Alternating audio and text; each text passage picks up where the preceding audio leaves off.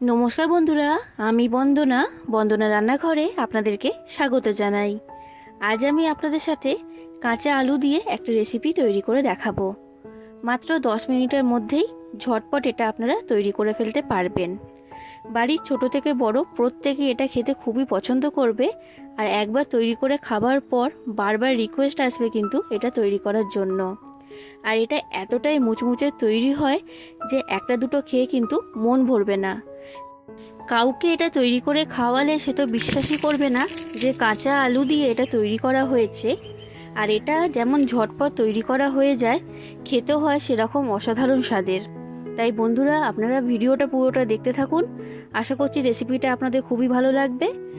আর আপনারা যদি আমার চ্যানেলে নতুন এসে থাকেন তাহলে চ্যানেলটা সাবস্ক্রাইব করার জন্য অনুরোধ রইল। এই রেসিপিটা তৈরি করার জন্য আমি এখানে দুটো মাঝারি সাইজের কাঁচা আলু নিয়েছি। আলুটাকে খোসা ছাড়িয়ে আমি জল দিয়ে ভালো করে পরিষ্কার করে ধুয়ে নিয়ে তারপর আপনাদেরকে দেখাচ্ছি। তো আলুটাকে আমি খোসা ছাড়িয়ে জল দিয়ে ধুয়ে নিয়েছি। এবার আলুটাকে আমি কেটে নেব। বন্ধুরা, আলুটাকে এখানে লম্বা করে আর একটু মোটা রেখেই কাটতে হবে। ফ্রেঞ্চ ফ্রাই যেমন হয় ঠিক সেই রকমভাবেই আলুটাকে কেটে নিতে হবে। আমি আপনাদেরকে দেখিয়ে দিচ্ছি, দেখে নিশ্চয়ই আপনারা বুঝতে পারছেন। দেখুন আলুটাকে আমি কেমন করে কেটেছি। তো আমি এইভাবে সব আলুগুলোকে কেটে নেব। বন্ধুরা, রেসিপিটা আপনারা অবশ্যই বাড়িতে ট্রাই করবেন। একদমই সহজ রেসিপি, আর আমাদের প্রত্যেকের ঘরে যেসব উপকরণ থাকে সেই দিয়ে এটা তৈরি করা হয়ে যায়। তো দেখুন বন্ধুরা, সব আলুগুলো আমার কাটা হয়ে গেছে। এবার আমি একটা পাত্রের মধ্যে জল নিয়েছি। এই জলের মধ্যে আলুগুলোকে আমি দিয়ে দিলাম। এবার আলুগুলোকে 2 মিনিট এই জলের মধ্যে ভিজিয়ে রেখে দিতে হবে। 2 মিনিট আমি জলে ভিজিয়ে রেখে দিয়েছিলাম এই আলুগুলোকে। এবার জলের মধ্যে থেকে আমি আলুগুলোকে তুলে নিচ্ছি। আর আলুগুলোকে আমি একটা ঝুড়ির মধ্যে রাখছি, যাতে এই আলুর মধ্যে থেকে জলটা পুরোপুরি ঝরে যায় আর জলটা পুরো শুকনো হয়ে যায়। আলুর গায়ে এখানে জল থাকলে কিন্তু হবে না। এবার এই আলুর মধ্যে থেকে জলটাকে শুকনো হওয়ার জন্য এটা আমি এখন সরিয়ে রেখে দিলাম। এরপর আমি এখানে একটা বড় পাত্র নিয়েছি। এর মধ্যে আমি দিয়ে দিলাম 1 কাপ ময়দা। এবার ময়দার মধ্যে দিয়ে দিচ্ছি স্বাদ অনুযায়ী লবণ। এরপর দিচ্ছি গোলমরিচের গুঁড়ো।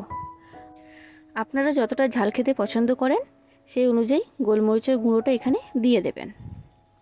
এরপর দিয়ে দিচ্ছি ম্যাগি মশলা বা নুডলস মশলা।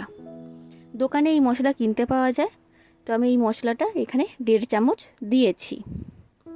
এই ম্যাগি মশলা বা নুডলস মশলা দিলে এর স্বাদটা অনেক গুণ বেড়ে যায়, তাই এটা অবশ্যই ব্যবহার করবেন। এবার আমি এর মধ্যে দিয়ে দিচ্ছি খাবার সোডা বা বেকিং সোডা। ছোট চামচের 4 ভাগের 1 ভাগ খাবার সোডা আমি এখানে দিয়েছি।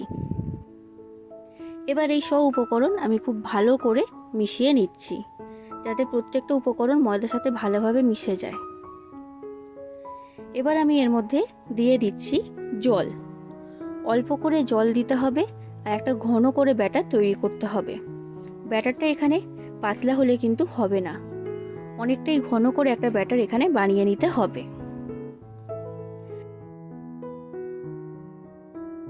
দেখুন বন্ধুরা, এই ব্যাটারটাকে আমি তৈরি করে নিয়েছি। দেখে নিশ্চয়ই বুঝতে পারছেন কতটা ঘন করে আমি ব্যাটারটা তৈরি করেছি। এবার আমি আপনাদেরকে দেখিয়ে দিচ্ছি। দেখুন খুবই ঘন করে ব্যাটারটাকে আমি তৈরি করেছি। পাতলা ব্যাটার এখানে তৈরি করলে কিন্তু হবে না।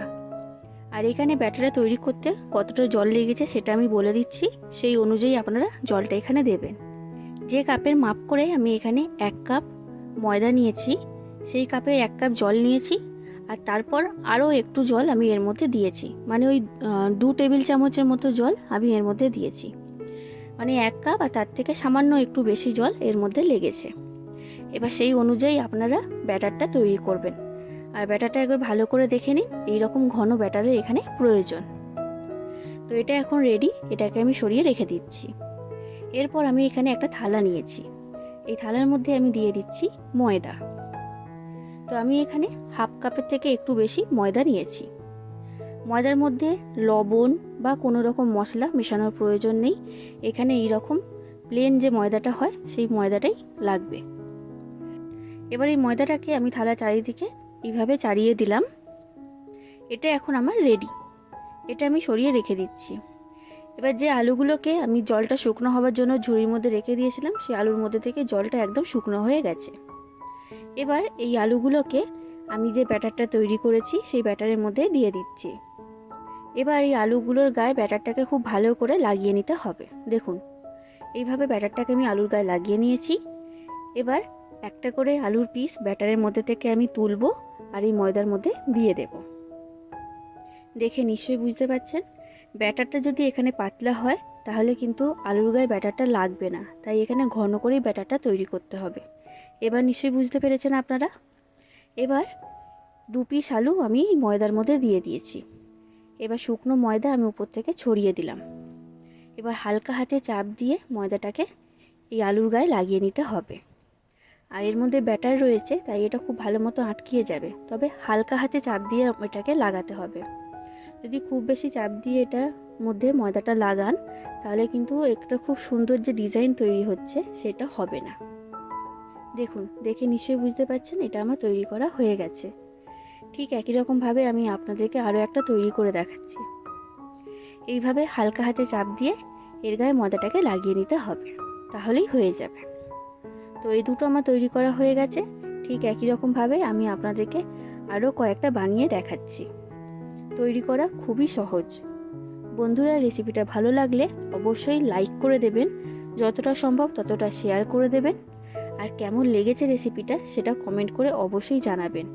আর আমার চ্যানেলটা এখনও পর্যন্ত সাবস্ক্রাইব না করে থাকলে চ্যানেলটাকে অবশ্যই সাবস্ক্রাইব করে দেবেন।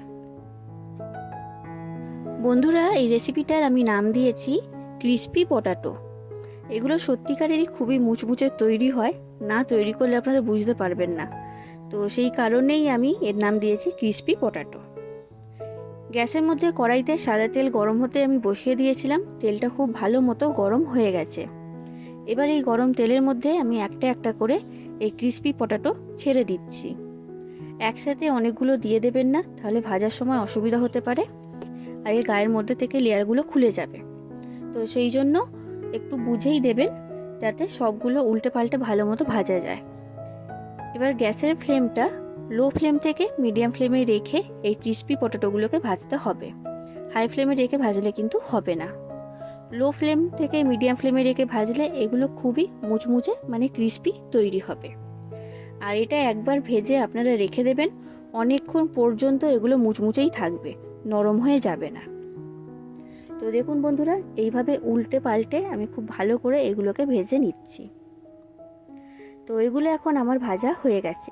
দেখে নিশ্চয়ই বুঝতে পারছেন এর গায়ের রঙটা খুব সুন্দর এসেছে আর এগুলো কিন্তু খুবই মুচমুচে তৈরি হয়েছে। তো এবার তেলের মধ্যে থেকে এই ক্রিস্পি পটেটোগুলোকে আমি তুলে নিলাম। ঠিক একই রকমভাবে আমি বাদবাকি সব ক্রিস্পি পটেটোগুলোকে ভেজে নেব। তো আমার এখানে সব ক্রিস্পি পটেটো ভাজা হয়ে গেছে। আমি টমেটো সসের সাথে এটাকে পরিবেশন করেছি।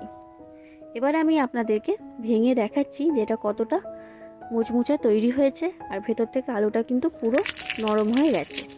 দেখুন, দেখে নিশ্চয়ই বুঝতে পারছেন। তাহলে বন্ধুরা, আর কি, আপনারাও এইভাবে কাঁচা আলু দিয়ে বাড়িতেই বানিয়ে ফেলুন ক্রিস্পি পটাটো। আর কেমন লেগেছে সেটা অবশ্যই লিখে জানাবেন আমার চ্যানেলের কমেন্ট বক্সে। তাহলে বন্ধুরা, আজ আসি, আবার দেখা হবে অন্য কোনো দিন অন্য কোনো রেসিপির সাথে। ধন্যবাদ।